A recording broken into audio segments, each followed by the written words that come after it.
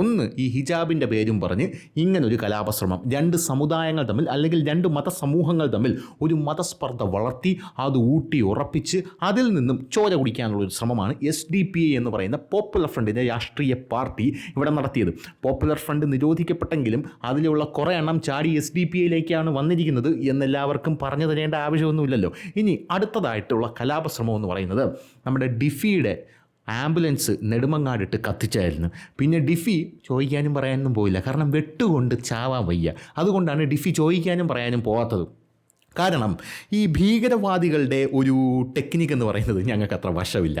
ഈ ഭീകരവാദികളുടെ ടെക്നിക്ക് അത്യധികം നിന്ദ്യവും നീചവും ക്രൂരവുമാണ്. ഈ കൂടം കൊണ്ട് തലക്കടിക്കുക, ഈ 51 വെട്ടൊക്കെ അതിൻ്റെ മുമ്പിൽ നമിച്ച് നിൽക്കും, പിന്നെ ബോംബെറിയുക, പിന്നെ ഈ ക്രൂര കൃത്യങ്ങൾ ഇവർ കൊലപ്പെടുത്തുന്നതൊക്കെ പറഞ്ഞാൽ അത് നീചമായിട്ടാണ് കൊലപ്പെടുത്തുന്നത്. ആരും അറിയാതെയൊന്നുമല്ലേ ഇവർ കൊലപ്പെടുത്തുന്നത്. ഇവർ കൊലപ്പെടുത്തുന്നത് ഭാര്യയുടെയും മക്കളെയും മുമ്പിൽ വെച്ച് ഇങ്ങോട്ട് പിടിച്ചു നിർത്തി മൊത്തത്തിൽ തുണി ഉരിച്ച് ശരീരത്തിലെ ഓരോ മസിൽസായിട്ട് ചതച്ച് ഉടച്ച് എടുത്ത് പിന്നെ ക്യാബേജ് അരിയുന്നത് പോലെ വെട്ടി നുറുക്കും. അങ്ങനെ വെട്ടി നുറുക്കുമ്പോഴും ഈ ഭീകരവാദികൾക്കുള്ളിൽ ഞങ്ങൾക്ക് സ്വർഗം കിട്ടുമല്ലോ എന്നുള്ളൊരു ചിന്തയാണ്. അതായത് തെല്ല് കുറ്റബോധം തീരെയില്ല. അപ്പോൾ ഇങ്ങനെയുള്ളവന്മാരോട് നമ്മൾ എങ്ങനെയാണ് പോയി നെവർ